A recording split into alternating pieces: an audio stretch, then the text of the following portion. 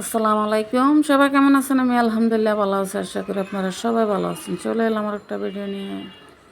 আজকে রান্না করব ডাঁটার শাক, তাও আবার মসুরের ডাল দিয়ে। সেরকম মজা, খেয়ে দেখতে পারেন।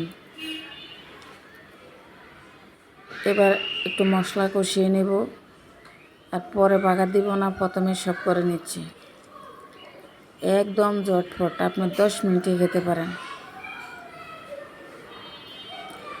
এতটাই মজার সবজি হিসেবে এটা আমার কাছে একদম পারফেক্ট লাগে। এমনি এমনি খাওয়া যায়, রুটি হোক ভাত হোক সব কিছুর সাথে খেতে পারেন। একটু মশলা কষিয়ে নিচ্ছি, একদমই সহজ।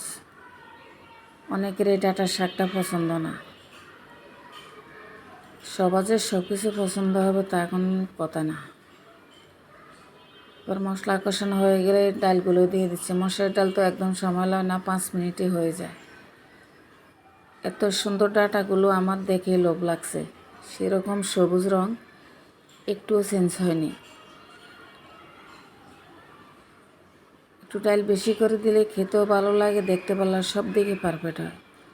দিয়ে দিলাম পানি। 2-3 মিনিটেই ডাঁটাগুলো সিদ্ধ হয়ে যাবে।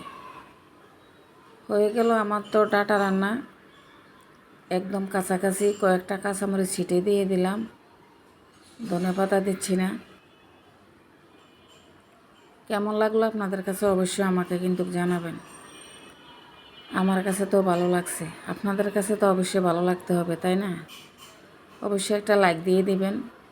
এবার একটু সন্ধ্যার জন্য একটু পুরি বানিয়ে নিলাম, আলু পুরি, সালাদ কেটে নিলাম। তো হয়ে গেল আমার আজকের সব কিছুই। ভিডিওটা কেমন লাগলো? আল্লাহ হাফেজ।